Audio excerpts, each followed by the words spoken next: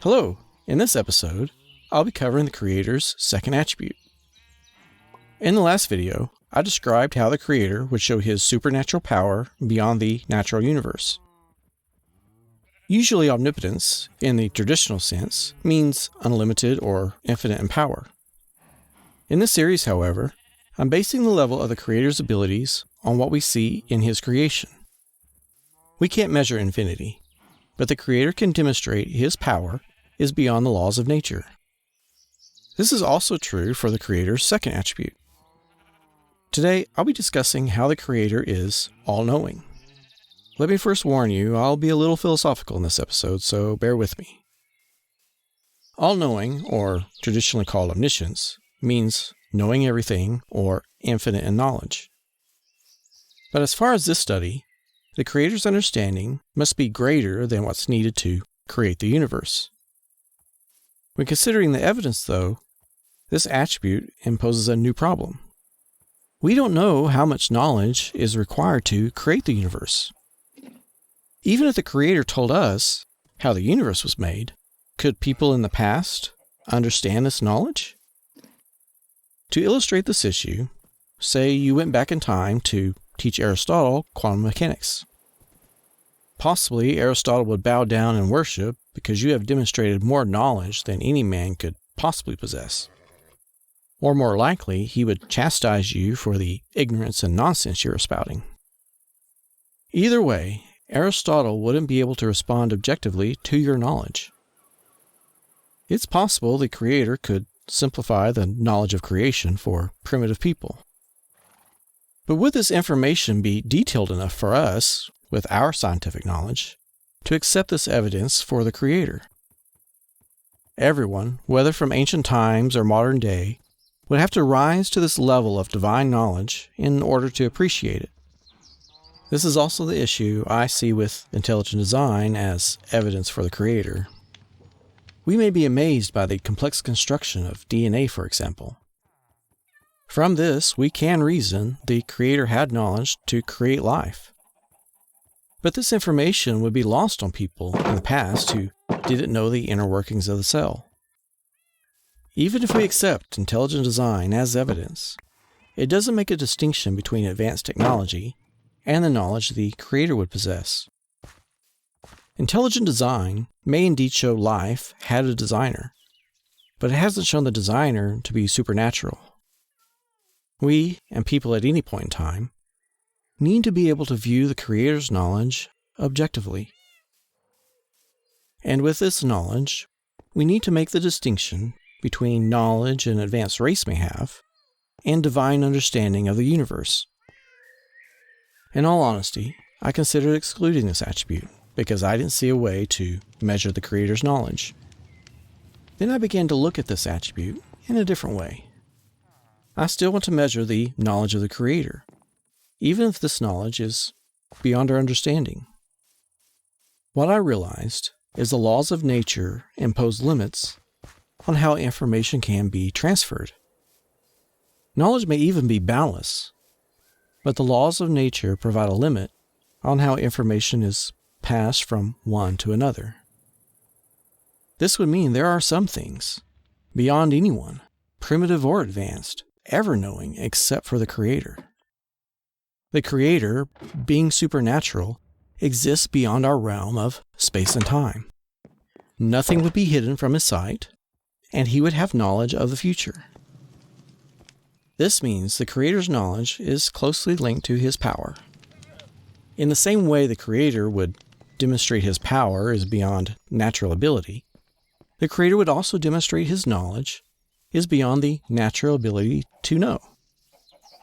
The Creator could give knowledge of future events, and when these events came to pass, we would know He possesses this attribute. Things like prophecy and fortune-telling do come to mind. However, I would agree these prophecies would need to be specific and detailed enough to be understood by anyone.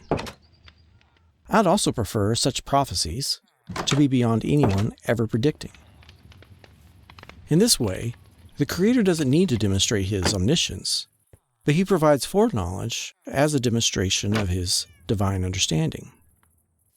Such foreknowledge would be the evidence we'd need to support this second attribute. There are several arguments against God being omnipotent and omniscient. These terms, however, originate from theologies of Christian believers. And remember from the first episode, I want to derive these attributes from the point of view of someone who never heard the idea of God or gods. These opposing arguments I've seen are more against these theological ideas and not necessarily against the attributes I'm trying to define. Nevertheless, I'll take a moment and address them here. The strongest opposing view I see is the apparent problem of reconciling God's divine foreknowledge with that of free will.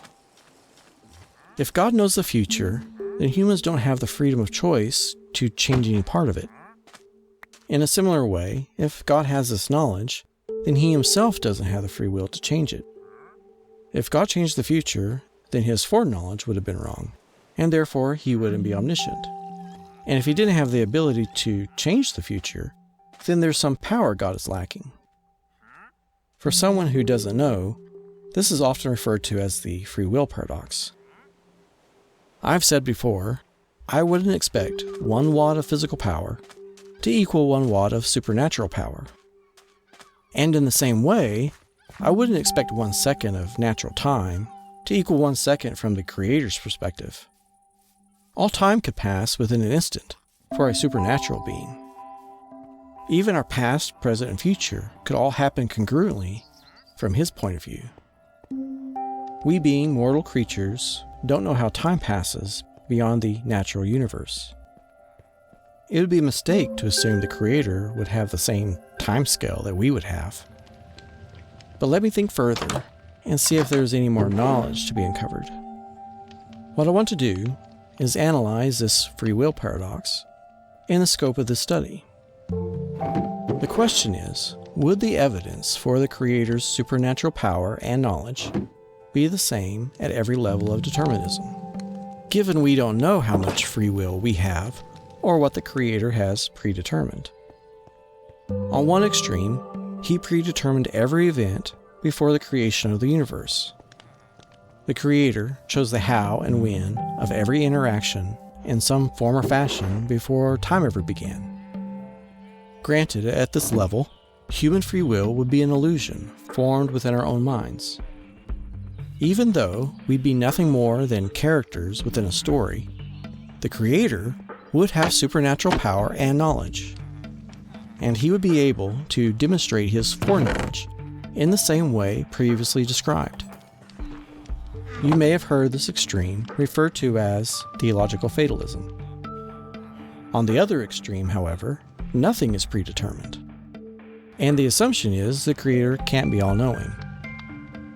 But let me take a moment and consider a way the Creator can have supernatural power and knowledge, and there still be free will. It's likely that physics hasn't provided us with a complete picture of time, even within this universe. We perceive time as having a past, present, and future, but even our perceptions may be wrong. What if there isn't a natural future as part of this universe? Our understanding of the future would be nothing more than extrapolation from present and past events. There wouldn't be a timeline, there would only be the present. This, of course, would be a new law of physics, but there's no evidence for this form of time. I'm not saying this is the case, but at this other extreme, we and the Creator wouldn't be denied free will because the future doesn't exist. All this would mean, in the end, is the Creator created time differently than how we've perceived it. You may ask, if the future doesn't exist, how can the Creator have foreknowledge of future events, or how can the Creator have control over the future? This can be accomplished rather simply through the active use of the Creator's power. The Creator can direct the present to fulfill the prophetic knowledge He gave to us in the past. Also, this means it's still possible for the Creator to predetermine some things before the creation of the universe, if He desires. We'd be free to make some choices, but our free will would be subject to His will. In both these extreme cases, and we can assume anywhere in between, the Creator would still have power over the whole universe, even down to the quantum level. He would be able to demonstrate His foreknowledge, and through His power, He assures this foreknowledge is true. Therefore, in all these possibilities and at every extreme, the evidence for the Creator's knowledge remains the same. His knowledge, however, is an extension of His power, and we still need an additional attribute to distinguish the difference from knowledge gained through the natural sciences. In the next episode, I'll be covering the Creator's third attribute. The amazing thing is, this attribute validates the first two. It even allows us to make this distinction between power and knowledge to create the universe and power and knowledge gained through advanced technology. So brace yourselves for that.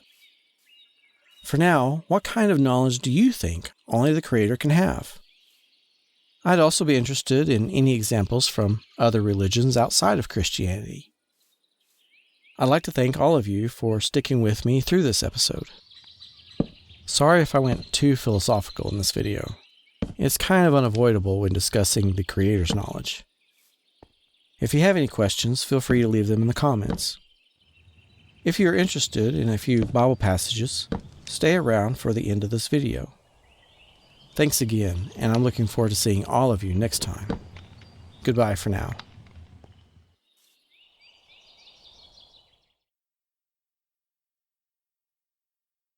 Like God's power, there are countless passages I can draw from, which show His knowledge and understanding beyond all natural ability. But I'll share a few with you I find interesting. And so we have the prophetic word confirmed, which you do well to heed as light that shines in a dark place, until the day dawns and the morning star rises in your hearts. Knowing this first, that no prophecy of Scripture comes from someone's own interpretation. For prophecy never came by the will of man, but men spoke from God as they were moved by the Holy Spirit. 2 Peter 1:19. For I am God, and there's no other. I am God, and there's none like me. Declaring the end from the beginning, from ancient times, things not yet done. Saying, my counsel shall stand, and I will accomplish all my purpose. Calling a bird of prey from the east, the man of my counsel from a far country. I have spoken, and I will bring it to pass. I have purposed, and I will do it. Isaiah 46:9. And the last verse, about prophecy from way back in Deuteronomy, Moses says, and if you say in your heart, how will we know the word that the Lord has not spoken? In other words, how do we know what a prophet says is really from God or not? He answers, when a prophet speaks in the name of the Lord, if the word does not come to pass or come true, that is a word that the Lord has not spoken. The prophet has spoken it presumptuously. Do not be afraid of him. Deuteronomy 18:21. This has been a long episode, and I know I've given you a lot to think about. If you have questions or concerns, feel free to reach out to me. I myself am still thinking about these things. Thank you for watching.